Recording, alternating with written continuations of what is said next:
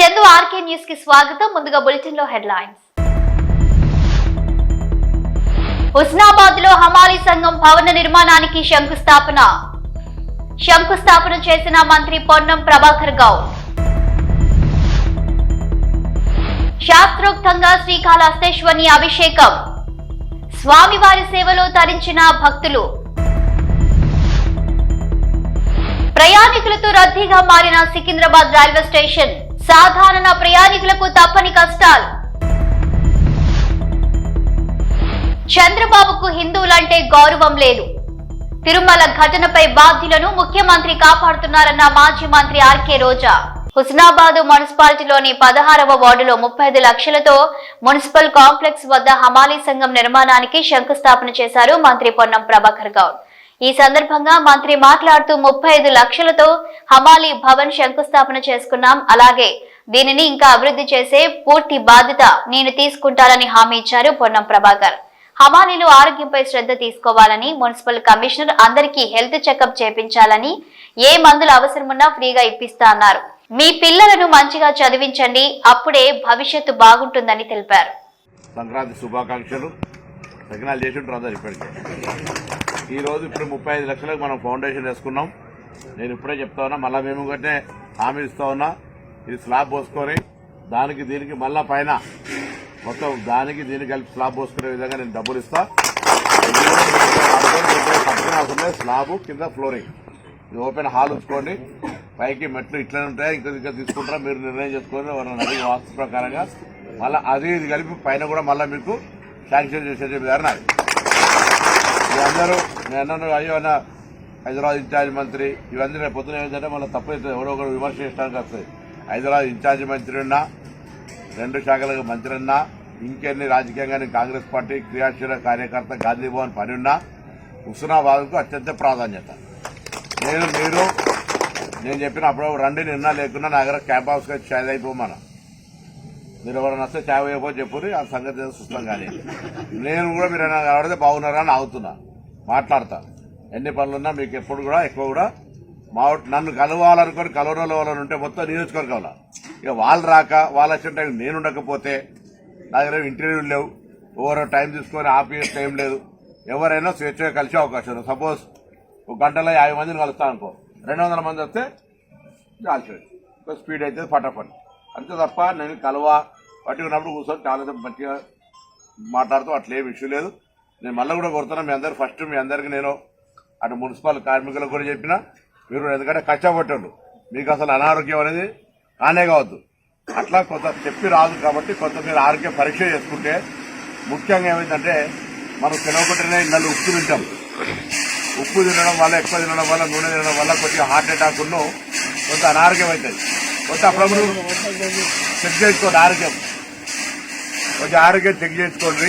అది కూడా నేను వాళ్ళకి చెప్పిన గవర్నమెంట్ హాస్పిటల్లో ఫ్రీగానే చెక్ చేసుకోండి. చేసుకుంటే అది మళ్ళీ ఎప్పుడైనా వింటారు. దయచేసి నేను సారన్నకు చెప్తున్నా, రాజమౌళికి చెప్తున్నా, సారన్నకు రాజమౌళికి ఇద్దరికి చెప్తున్నా, మీ అందరినీ కూడా ఆరోగ్యం చెక్ చేయించండి. నేను మున్సిపల్ కమిషనర్ గారు కూడా చెప్పిన, కంపల్సరీగా మున్సిపల్ ఎంప్లాయీస్ కూడా ఆరోగ్యం ఫ్రీగా చెక్ చేయించండి. మీ అందరికీ ఆయన గోళీలు గిల్లు అవసరం అయితే కూడా ఫ్రీగా ఇప్పిస్తాం. ఆరోగ్యం ఉంటేనే పని చేయగలుగుతారు మీరు. మీకు ఇబ్బంది అయితే ఇల్లు కుటుంబానికి సంబంధించి ఇబ్బంది అవుతుంది. ప్లస్ రెండో పని చెప్పారు. ఏం పని చెప్పారు చెప్పండి. మీ అందరు ఫస్ట్ రోజు నుంచి ఒక పని చెప్తారు. ఏం పని? ఎవరన్నా ఆలోచన అంటే చెప్పారు కూడా. ఇన్సూరెన్స్ మీ పిల్లల్ని చదివిపోయని చెప్పినా చెప్పలే మర్చిపోయారు. మరి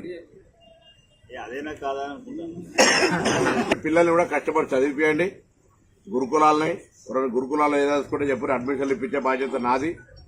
ఎక్కడైనా రాష్ట్రంలో ఎక్కడంటే అక్కడ పోయి చదువుకోవచ్చు. దూరం ఉండి మంచిగా దూరం ఉన్నారని ఏం కాదు. గురుకులాల్లో ఇవాళ 40% మెచ్చార్జీలు పెంచడం, పిల్లలు చదువుకోవచ్చు. కాబట్టి దయచేసి మీ అందరికీ మరొక్కసారి ఈ తొందరగా పని షురూ చేసేది. ఎవరు తీసుకున్నారు కాంట్రాక్ట్ అన్న అదా కూర్చోమని విశ్లేషణ చెప్పి దాన్ని కూడా ఫటాఫట్ చేసేస్తారు. లాభం అవుతుంది. రేపు ప్రయత్నం చేసి హ్యాపీ సంక్రాంతి. శ్రీకాళహస్తి ఆలయంలో శనీశ్వర ఆలయంలో శాస్త్రయుక్తంగా అభిషేకం నిర్వహించారు. శ్రీకాళహస్తీశ్వర ఆలయంలో ధనుర్మాసం పురస్కరించుకొని శనీశ్వరునికి విశేష అభిషేక సేవలు చేపట్టారు. వివిధ ప్రాంతాల నుంచి వచ్చిన భక్తులు శనీశ్వరుని అనుగ్రహం కోసం శనీశ్వరుని నుండి విముక్తి కోసం పూజలు జరిపారు. ప్రయాణికులతో రద్దీగా మారిన సికింద్రాబాద్ రైల్వే స్టేషన్ ప్రయాణికులతో కిటకిటలాడుతుంది. సంక్రాంతి పండుగ సందర్భంగా తమ సొంత ఊర్లకు బయలుదేరారు ప్రయాణికులు. రైల్ ఫుట్బోర్డుపై వేలాడుతూ ప్రమాదకరంగా ప్రయాణం చేస్తున్నారు ప్రయాణికులు. ప్రయాణికులకు ఇబ్బందులు కలగకుండా రైల్వే పోలీసులు పర్యవేక్షిస్తున్నారు.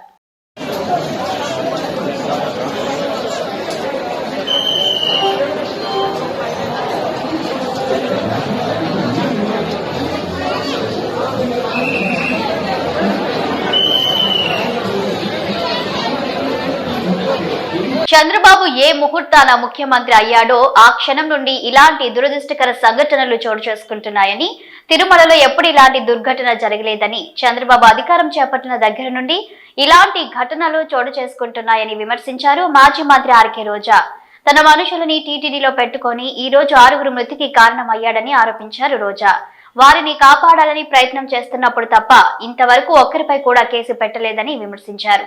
హిందూ మనోభావాలను చంద్రబాబు గౌరవించడం లేదంటూ తీవ్రంగా విమర్శించారు రోజా.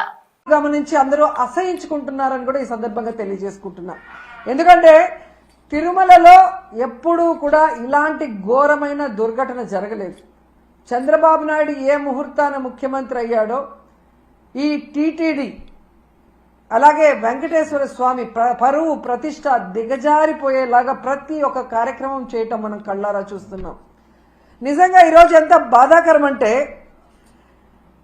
ఈ చంద్రబాబు నాయుడు తన మనుషుల్ని టీటీడీలోను తిరుపతిలో పెట్టుకొని ఈరోజు 6 మందిని బలి తీసుకుంటే ఇంతవరకు ఒక్కరి మీద కూడా కేసు పెట్టలేదు, వాళ్ళని కాపాడాలన్న ప్రయత్నం చేస్తున్నాడు అంటే ఈయనకి హిందువులంటే గౌరవం లేదా? ఈయనకి భక్తులంటే గౌరవం లేదా? వాళ్ళ ప్రాణాలకి విలువ లేదా? ఎంత సిగ్గుచేటో ఒకసారి మీరు ఆలోచించండి. ఈరోజు చంద్రబాబు నాయుడు తనకి రోజు భజన చేసే నాయుడు గారినేమో టీటీడీ చైర్మన్ చేసుకున్నాడు. తన గత ఓఎస్డి వెంకయ్య చౌదరినేమో అడిషనల్ ఈఓగా పెట్టాడు. మళ్ళీ జేఈఓగా కూడా పోస్ట్ ఇచ్చాడు. జేఈఓ అనేది ఒక సీనియరు అనుభవం ఉన్న వ్యక్తికి ఇవ్వాల్సిన పోస్టుని ఏ అనుభవం లేనివాడు, భక్తి లేనివాడు, భక్తుల మీద ప్రేమ అభిమానం లేని వాడికి ఇచ్చాడు అంటే దానికి కారణం వెంకయ్య చౌదరి అవటమేనా అని నేను అడుగుతున్నా. ఇక ఎస్పీగా సుబ్బారాయుడు గారు తన దగ్గర సెక్యూరిటీ ఆఫీసర్గా పనిచేసిన వాడిని తిరుపతి తీసుకొచ్చి ఎస్పీగా పెట్టాడు.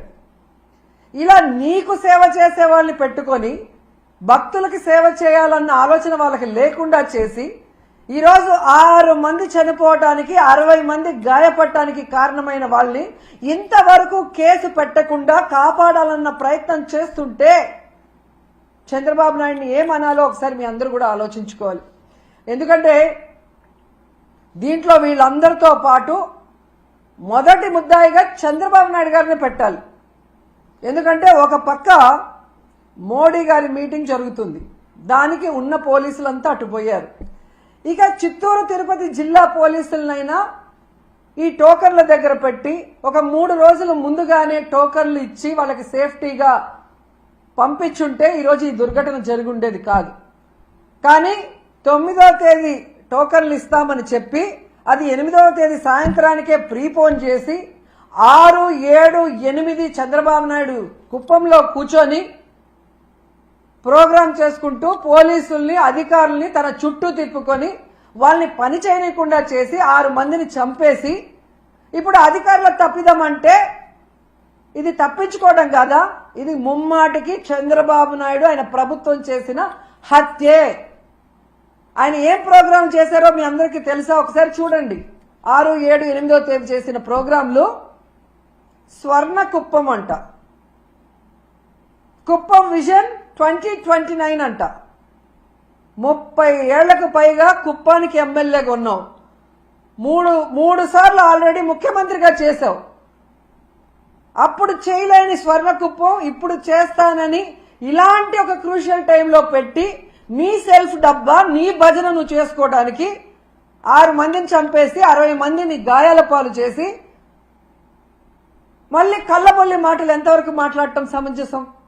పిఠాపురం నియోజకవర్గం కుమరపురంలో మినీ గోకులాన్ని ప్రారంభించారు రాష్ట్ర ఉప ముఖ్యమంత్రి పంచాయతీరాజ్ గ్రామీణ అభివృద్ధి శాఖల మంత్రి పవన్ కళ్యాణ్. శ్రీకృష్ణుడి ఆలయం వద్ద నిర్మించిన ఈ గోకులాన్ని ప్రారంభించి రైతు శ్రీ యాదవ్ నాగేశ్వరరావుకి అందజేశారు. మహాత్మా గాంధీ జాతీయ గ్రామీణ ఉపాధి హామీ నిధులతో 1.85 లక్షల వ్యయంతో దీన్ని నిర్మించారు. మినీ గోకులాన్ని ప్రారంభించి 4 గోవులను రైతుకి అందజేశారు. కరీంనగర్ పార్లమెంటు పరిధిలోని పలు రైల్వే ప్రాజెక్టుల పనులను పర్యవేక్షించడం జరిగిందని అన్నారు కరీంనగర్ ఎంపీ కేంద్ర మంత్రి బండి సంజయ్. కరీంనగర్ ఆర్ఓబి, ఉప్పల్ ఆర్ఓబిలతో పాటు ఇతర రైల్వే పనుల పురోగతిని సమీక్షించడం జరిగిందన్నారు. కరీంనగర్ ఆర్ఓబి పనులు పూర్తిగా కేంద్ర ప్రభుత్వ నిధులతో 154 కోట్ల రూపాయల వ్యయంతో జరుగుతున్నాయని, అలాగే రాష్ట్ర ప్రభుత్వం చేపట్టాల్సిన భూసేకరణ పనులు ఆలస్యం అవుతుండటంతో ఈ పనుల్లో జాప్యం జరుగుతుందన్నారు. త్వరగా ఈ పనులు పూర్తి చేయాలని, అలాగే ఉప్పల్ ఆర్ఓబిని 3 నెలల్లో అందుబాటులోకి తేవాలని అధికారులకు సూచించడం జరిగిందని తెలిపారు బండి సంజయ్. కరీంనగర్ ఆర్ఓబి మొదట రాష్ట్ర ప్రభుత్వం యొక్క వాటా 80 కోట్లు, కేంద్ర ప్రభుత్వం వాటా 20 కోట్ల రూపాయలతోని ఈ కరీంనగర్ తీగలపల్లి ఆర్ఓబి నిర్మాణాన్ని ప్రారంభించినాం. చాలా మంది ప్రజలు ఇబ్బంది పడుతున్నారు. ఆర్ఓబి లేకపోవడం వలన రైలు గేటు పట్టపడాల ఇబ్బంది వస్తుందని చెప్పి బాధను గుర్తించిన తర్వాత కేంద్ర ప్రభుత్వం స్పందించి ఆర్ఓబికి ఆమోదం తెలిపింది. 20 కోట్ల రూపాయలను వెంటనే విడుదల చేయడం జరిగింది. దురదృష్టవశాత్తు అప్పుడున్న ప్రభుత్వం వాళ్ళు ఇవ్వాల్సినటువంటి 80 కోట్ల రూపాయలను ఇవ్వకపోవడం వలన ఆ పనులు మొత్తం ఆర్ఓబి మొత్తం పెండింగ్ లో ఉండే. ఇటువంటి పరిస్థితుల్లో ప్రజలు పడుతున్న ఇబ్బంది దృష్టిలో ఉంచుకొని కేంద్ర ప్రభుత్వం సేతు బంధన్ స్కీమ్ ను కొత్తగా ప్రారంభించింది. కాబట్టి ఈ సేతు బంధన్ స్కీమ్ యొక్క ముఖ్య ఉద్దేశం ఏంటంటే పూర్తి 100% నిధులు కేంద్ర ప్రభుత్వమే విడుదల చేస్తుంది. కాబట్టి అప్పుడు మంత్రి గారిని నితిన్ గడ్కరీ గారిని రిక్వెస్ట్ చేసిన తర్వాత రాష్ట్ర ప్రభుత్వం సహకరిస్తలేదు, రాష్ట్ర ప్రభుత్వం ఇవ్వాల్సినటువంటి వాటా ఇస్తలేదు. కాబట్టి ప్రజలు ఇబ్బందులు తెలిపిన తర్వాత వారు దానికి అంగీకరించి కరీంనగర్ తీవ్రపల్లి అని చెప్పి ఆర్ఓబిని కూడా సేతు బంధన్ స్కీమ్ లో యాడ్ చేయడం వలన 154 కోట్ల రూపాయలు కేంద్రమే 100% నిధులు విడుదల చేసింది. అందుకే పనులు నడుస్తా ఉన్నాయి. ఇక్కడ ఇబ్బంది గానీ కొత్తపల్లి మనోహరాబాద్ లైన్ లేట్ కావడానికి ఇబ్బంది ఏంటంటే ల్యాండ్ ఎక్వేషన్ భూ సేకరణ విషయంలో చాలా ఇబ్బందులు రావడం వలన దానికి రాష్ట్ర ప్రభుత్వం సహకరించకపోవడం వలన ఏ ప్రభుత్వం ఉన్నా సహకరించకపోవడం వలన ఇబ్బందులు వస్తా ఉన్నాయి. కానీ ఎందుకు లేట్ అవుతుంది ఇంకా పనులు అయితే లేవు అని చెప్తే రాష్ట్ర ప్రభుత్వాలు సహకరించాలి. కేంద్ర ప్రభుత్వం చేసే అభివృద్ధి పనులకు రాష్ట్ర ప్రభుత్వాలు సహకరిస్తే పనులు చక్కచక్క సాగుతాయి, ప్రజలకు ఇబ్బందులు గురగారు. కానీ భూ సేకరణ విషయంలో ఏ ప్రాజెక్ట్ వచ్చినా కూడా రాష్ట్ర ప్రభుత్వాలు భూ సేకరణ విషయంలో సహకరిస్తున్నారు. భూ సేకరణ చేసేది రాష్ట్ర ప్రభుత్వాలే. ఇక్కడ ఆర్ఓబి కూడా భూ సేకరణ సంబంధించి ఇబ్బందులు రావడం వలన ఇలా ఆర్ఓబి పనులు కొంచెం లేట్ గా నడుస్తున్న విషయం వాస్తవం. ఇంకా 6 months లోపల ఈ 154 కోట్ల రూపాయలతో ప్రారంభించినటువంటి ఆర్ఓబిని 1 side ల్యాండ్ క్లియర్ చేసే ప్రయత్నం చేస్తున్నాం. 6 నెలల లోపల ప్రజలకు ఎలాంటి ఇబ్బంది కాకుండా, ట్రాఫిక్ ఇబ్బంది కాకుండా 1 side ల్యాండ్ అనేది పూర్తి చేస్తాం. ఆర్ఓబి ప్రజలు సులువుగా పోయడానికి వీలుగా మళ్ళీ దాని తర్వాత ఇంకో 6 months లోపల మిగతా సెకండ్ లైన్ కూడా పూర్తి చేసే ప్రయత్నం చేస్తాం. బట్ అక్కడ ఆ తార్ రోడ్ సంబంధించి ఇప్పుడు ప్రజలు ఇబ్బంది పడుతున్నారు. కాబట్టి అప్పుడు రాష్ట్ర ప్రభుత్వంతో మాట్లాడి 36 లక్షల రూపాయలను మనం శాంక్షన్ చేయించడం జరిగింది. ఆ 36 లక్షల రూపాయలతో వెంటనే రోడ్డు నిర్మాణం కూడా పూర్తి అయిపోయింది. కానీ ప్రజలకు ఎలాంటి ఇబ్బంది కాకుండా ఉప్పల్ సంబంధించి ఆర్ఓబి విషయంలో ఆలస్యమైన విషయం వాస్తవం. నేను గతంలో కూడా ఉప్పల్ దానికి సంబంధించి 54 కోట్ల రూపాయలతో ఆర్ఓబి ప్రారంభించడం 2016లో ప్రారంభించడం 2019 క్లియర్ కావాలి పడి. కానీ ఇప్పుడు కూడా పనులు ఇంకా నడుస్తూ ఉన్నాయి, మధ్యలో పనులు ఆపేశారు. నేను ఎన్నికలకు ముందు రివ్యూ చేసిన తర్వాత అప్పుడు తిరిగి పనులు ప్రారంభమైనాయి. కాబట్టి ప్రజల ఇబ్బంది దృష్టిలో ఉంచుకొని దాని మీద సీరియస్ గా రివ్యూ చేయడం జరిగింది. వాళ్ళ ఉప్పల్ ఆర్ఓబికి సంబంధించి అధికారులను కూడా ఆదేశించడం జరిగింది. 54 కోట్లతో ఉన్నటువంటి ఉప్పల్ ఆర్ఓబి కూడా పూర్తి చేస్తామని చెప్పి అధికారులు హామీ ఇవ్వడం జరిగింది. కాబట్టి 6 నెలల లోపల ఉప్పల్ ఆరోపణ కూడా పూర్తి చేస్తాం. సంక్రాంతి రద్దీని సొమ్ము చేసుకుంటున్న ప్రైవేటు ట్రావెల్స్ పై విశాఖ ఆర్టీఏ అధికారులు కొరడా జల్పించారు. తనిఖీల్లో అధిక ఛార్జీలు, ఓవర్లోడింగ్ చేసిన 5 ట్రావెల్ కంపెనీలపై జరిమానా వేసి కేసులు నమోదు చేశారు.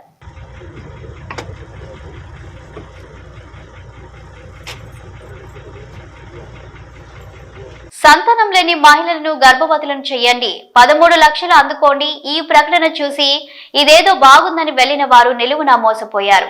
బీహార్లోని నవాడా జిల్లాలో బయటపడిన ఈ స్కామ్ కలకలం రేపింది. All India pregnant job service play boy service పేరిట ముఠా ఒకటి ఫేస్బుక్ లో ప్రకటనలు ఇచ్చింది. సంతానానికి నోచుకొని మహిళలను గర్భవతులను చేస్తే 13 లక్షలు పొందవచ్చని ఊరించింది. అంతేకాదు గర్భవతులను చేయడంలో విఫలమైన 5 లక్షల రూపాయల వరకు పొందవచ్చని పేర్కొంది. అంతే, ఈ ప్రకటన చూసిన వారు ఇదేదో బాగుందని పోలోమంటూ ఆ సంస్థను ఆశ్రయించారు. అలా వచ్చిన వారి నుంచి పాన్ కార్డ్, ఆధార్ కార్డుతో పాటు ఇతర వివరాలను నిందితులు సేకరించారు. రిజిస్ట్రేషన్ ఫీజు కింద 799 రూపాయల చొప్పున వసూలు చేశారు. అనంతరం రిజిస్ట్రేషన్, హోటల్ గదుల బుకింగ్స్ పేరిట డబ్బులు వసూలు చేశారు. అలాగే సెక్యూరిటీ డిపాజిట్ కింద 20,000 వరకు వసూలు చేశారు. డబ్బులు ఇచ్చేందుకు బాధితులు నిరాకరిస్తే బ్లాక్మెయిల్ చేసేవారు. ఇలా బాధితుల నుంచి పెద్ద మొత్తంలో వసూలు చేశారు. ఈ ముఠా వ్యవహారంపై అనుమానంతో కొందరు ఫిర్యాదు చేయడంతో కేసు నమోదు చేసుకున్న పోలీసులు రంగంలోకి దిగారు. నిందితులు ప్రిన్స్ రాజ్, బోలా కుమార్, రాహుల్ కుమార్ సహా 8 మందిని అరెస్టు చేశారు. వారి నుంచి 6 మొబైల్ ఫోన్లు స్వాధీనం చేసుకున్నారు. వాటిలో కస్టమర్ల ఫోటోలు, WhatsApp chatting, audio recording, bank లావాదేవీలను గుర్తించారు. ప్రస్తుతం పోలీసులు ఈ కేసును లోతుగా దర్యాప్తు చేస్తున్నారు. మచిలీపట్నం ప్రభుత్వ ఆసుపత్రిలో ఏర్పాటు చేసిన నూతన వైద్య పరికరాలు, ultrasound scanning room, CRM arthroscope room ని ప్రారంభించారు మంత్రి కొల్లు రవీంద్ర. అలాగే కొల్లు ఫౌండేషన్ ద్వారా స్ట్రెచర్స్ ని ఆసుపత్రికి అందించి పేదలకు మెరుగైన వైద్యం అందించాలని వ్యాధులకు సూచించారు మంత్రి. హిందూపురం పట్టణంలోని ఎన్టీఆర్ సర్కిల్ నుండి ఎంఆర్ఓ కార్యాలయం వరకు సిపిఐ ఆధ్వర్యంలో పేదలకు ఇంటి పట్టాలు మంజూరు చేయాలని కోరుతూ రాష్ట్ర సమితి పిలుపు మేరకు ర్యాలీ నిర్వహించారు. అనంతరం హిందూపూర్ తహసీల్దార్ కార్యాలయం ముందు ధర్నా చేపట్టడం జరిగింది. ఈ ధర్నా సందర్భంగా సిపిఐ హిందూపురం తాలూకా కార్యదర్శి కనిశెట్టిపల్లి వినోద్ కుమార్ మాట్లాడుతూ పేదలకు గ్రామీణ ప్రాంతాల్లో 3 సెంట్లు, పట్టణాల్లో 2 సెంట్లు స్థలాలు కేటాయించి ప్రభుత్వమే 5 లక్షల రూపాయలు ఇంటి నిర్మాణానికి అందించాలని విజ్ఞప్తి చేశారు. అనంతరం సీనియర్ అసిస్టెంట్ ఈశ్వరయ్యకు వినతి పత్రం అందించడం జరిగింది.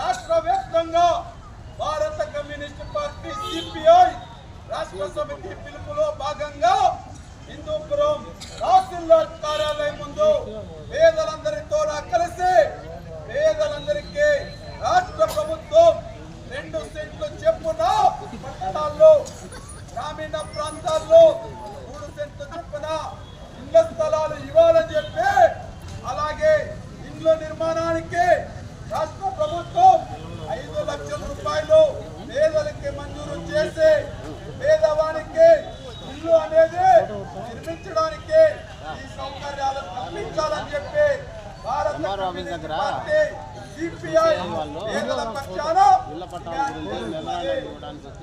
వెంటనే అధికారులు స్పందించి పేదలకు న్యాయం చేయాల్సినటువంటి అవసరం ఎంతైనా ఉన్నదని చెప్పి ఇటీవల ఎక్సైజ్ అధికారులపై BC political JAC chairman Rachala Yugandhar Goud చేసిన అవినీతి ఆరోపణలపై ఎక్సైజ్ శాఖ విచారణ కమిటీ వేసింది.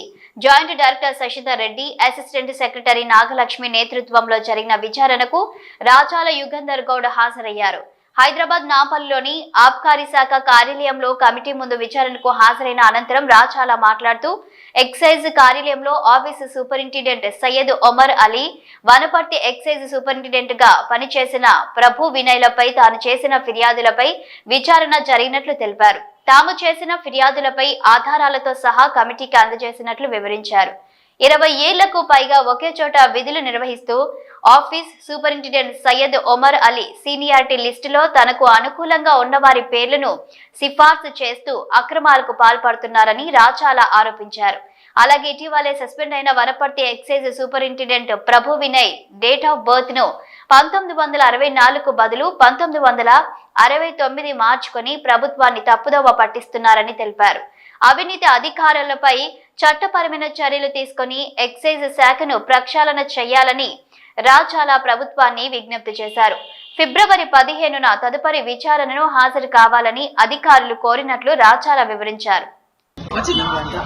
వనపర్తి ఎక్సైజ్ సూపరింటెండెంట్ గా పనిచేసినటువంటి ప్రభు వినయ్ గారిపై మరియు ఈ కమిషనర్ ఆఫీస్లో ఆఫీస్ సూపరింటెండెంట్ గా పనిచేస్తున్న సయ్యద్ ఉమర్ అలీపై బీసీ పొలిటికల్ చేసిన ఆరోపణలపై మా ఫిర్యాదుపై స్పందించిన ఎక్సైజ్ శాఖ నేడు ఒక కమిటీ ఎంక్వైరీ జరిగింది.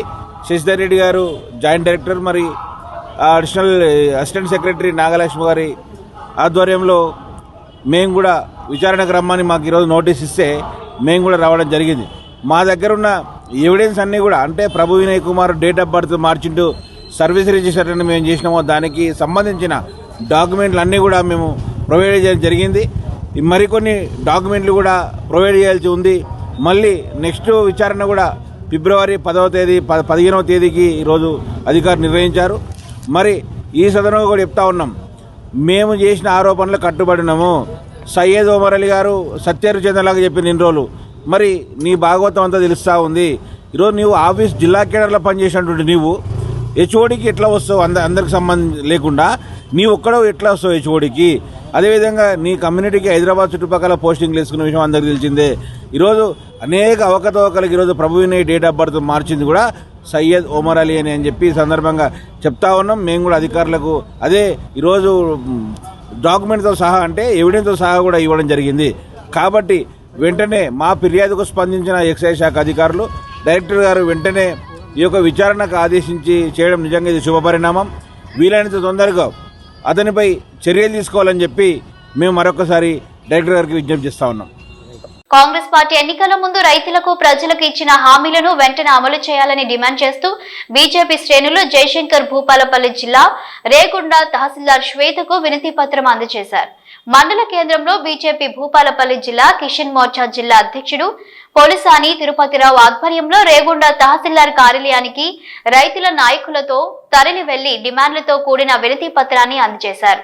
అనంతరం తిరుపతిరావు మాట్లాడుతూ రైతులకు రైతు బంధు వానకాలం యాసంగి 2 పంటలకు కలుపుకొని ఎన్నికల సమయంలో 15,000 రూపాయలు ఇస్తామని హామీ ఇచ్చిన ముఖ్యమంత్రి రేవంత్ రెడ్డి ఇప్పుడు మాట మారుస్తున్నాడని ఆయన విమర్శించారు. రైతులకు బోనస్ ప్రకటిస్తానని చెప్పి ఇప్పటి వరకు కూడా రైతులకు జమ చేయలేదని, రైతు కూలీలకు కౌలు రైతులకు 12,000 రూపాయలు ఇస్తామని చెప్పి అధికారంలోకి వచ్చి సంవత్సరం అయిపోయినప్పటికీ కూడా వాటి విషయమే మాట్లాడడం లేదని మండిపడ్డారు. కేంద్ర ప్రభుత్వం ప్రవేశపెట్టిన పనులు కూడా రాష్ట్రంలో అమలు చేయడం లేదని రేవంత్ రెడ్డి ప్రభుత్వం రైతులను నట్టేట ముంచిందన్నారు. రైతులకు ఇచ్చిన హామీలను నెరవేర్చాలంటూ లేకుంటే కిసాన్ మోర్చా ఆధ్వర్యంలో కలెక్టర్ కార్యాలయాన్ని ముట్టడిస్తామని తిరుపతిరావు హెచ్చరించారు. కాంగ్రెస్ పార్టీ అధికారంలోకి రావడానికంటే ముందు వరంగల్ డిక్లరేషన్ ద్వారా తెలంగాణ రాష్ట్ర వ్యాప్తంగా ఉండబడినటువంటి రైతులందరికీ కూడా ఏకకాలంలో 2 లక్షల రుణాలను మాఫీ చేస్తానని చెప్పినటువంటి యొక్క రాష్ట్ర ప్రభుత్వము డిసెంబర్ 9వ తారీఖున మొదటి సంతకం పెట్టి రాష్ట్ర వ్యాప్తంగా ఉండబడినటువంటి రైతులందరికీ రుణమాఫీ చేస్తామని చెప్పినటువంటి యొక్క రాష్ట్ర ప్రభుత్వం ఇప్పటి వరకు ఆ యొక్క దాన్ని అమలు చేయడం లోపల రాష్ట్ర ప్రభుత్వం పూర్తిగా వైఫల్యం చెందింది. ఎందుకంటే ఈరోజు అధికారంలోకి వచ్చిన తర్వాత 32 లక్షల మంది అంటే 32,000 కోట్ల రూపాయలు రైతు రుణమాఫీకి అవసరం పడతాయని చెప్పినటువంటి యొక్క రాష్ట్ర ప్రభుత్వం అంటే అధికారిక లెక్కల ప్రకారమే తెలంగాణ రాష్ట్రంలో ఉండబట్టినటువంటి 2 లక్షల బాకీలు బ్యాంకులలో రైతులు కలిగినటువంటి రైతులందరికీ 32,000 కోట్ల బడ్జెట్ అవసరం పడుతుంది. తప్పకుండా మేము రాష్ట్ర ప్రభుత్వము మేము దీన్ని అమలు చేస్తామని చెప్పినటువంటి రాష్ట్ర ముఖ్యమంత్రి ఇప్పటి వరకు 2 లక్షల పైన ఉండబడినటువంటి ఏ ఒక్క రైతుకు కూడా 2 లక్షల లోపు 2 లక్షల రుణ బాకీ ఉండబడినటువంటి రైతుకు కూడా ఇప్పటి వరకు ఈ యొక్క రాష్ట్ర ప్రభుత్వం ఆ యొక్క రుణమాఫీని అమలు చేయలేదు. మరి 32,000 కోట్ల రూపాయల బడ్జెట్లో ఈరోజు రాష్ట్ర ప్రభుత్వం కేవలము 23,700 కోట్ల రూపాయలను మాత్రమే ఈరోజు ఈ యొక్క రాష్ట్ర ప్రభుత్వం రుణాలను మాఫీ చేసింది. అంటే 42 లక్షల మంది రైతులుంటే ఇప్పటి వరకు 23 లక్షల సుమారుగా 50,000 మందికి మాత్రమే రుణమాఫీ జరిగింది. దీన్ని తప్పకుండా 2 లక్షల పైన నిబంధన ఏదైతే ఉందో దానికి సంబంధం లేకుండా బేషరతుగా ఈ యొక్క రాష్ట్ర ప్రభుత్వం మొండి వైఖరి విడనాడి రైతులకు రుణమాఫీ చేయాలి. ఆ తర్వాత వాళ్ళు ఇచ్చినటువంటి మేనిఫెస్టోలో పెట్టినటువంటి 7,500 రూపాయల రైతు భరోసా ఏదైతే ఉందో దాన్ని బేషరతుగా మీరిచ్చినటువంటి మాట ప్రకారం దీన్ని అమలు చేయాలి. ఎందుకంటే గతంలో ఒక 2 దఫాలుగా ఇవ్వాల్సినటువంటి రైతు భరోసా ఏదైతే ఉందో ఆ యొక్క రైతు భరోసా నిధులు ఇప్పటికే సుమారుగా అంటే 20,000 రూపాయల పైన ఇవ్వాల్సినటువంటి రైతు భరోసా ఏదైతే ఉందో దాని యొక్క మీ యొక్క రాష్ట్ర మొండి ప్రభుత్వము రైతులకు మోసం చేసినటువంటి పరిస్థితి. ఈరోజు మీరు ఇచ్చినటువంటి హామీలను అమలు చేయమని మేము డిమాండ్ చేస్తూ ఉన్నాం. తప్పకుండా 7,500 రూపాయలు అమలు చేయాల్సిందే. మీరు కౌలు రైతులకు కూడా రైతు భరోసాను వర్తింపజేస్తూ ఉన్నారు. కూలీలకు కూడా ఏదైతే 12,000 రూపాయలు అమలు చేస్తూ ఉన్నారు. తెలంగాణ రాష్ట్ర ప్రభుత్వం ఏదైతే ప్రధానమంత్రి ఫసల్ బీమా యోజన ఏదైతే ఉందో రైతులకు అనేక విపత్తుల ద్వారా మరి నష్టం జరిగి పంట నష్టపోయినటువంటి రైతులకు ప్రధానమంత్రి ఫసల్ బీమా యోజన ఏదైతే ఉందో దాన్ని మరి కేంద్ర ప్రభుత్వము చాలా ప్రతిష్టాత్మకంగా దేశవ్యాప్తంగా అమలు చేస్తున్నటువంటి పరిస్థితి ఈరోజు దేశంలో అమలవుతూ ఉంది. కానీ ఈ యొక్క రాష్ట్ర ప్రభుత్వం అధికారంలోకి వచ్చి 1 సంవత్సర కాలం గడిచినప్పటికీ కూడా ఈ యొక్క రాష్ట్ర ప్రభుత్వం కేంద్ర ప్రభుత్వానికి ఎక్కడ మంచి పేరు వస్తుంది అన్నటువంటి ఒక దుర్మార్గమైనటువంటి ఆలోచనతోటి మరి ప్రధానమంత్రి ఫసల్ బీమా యోజన యొక్క పథకాన్ని అమలు చేస్తలేదు.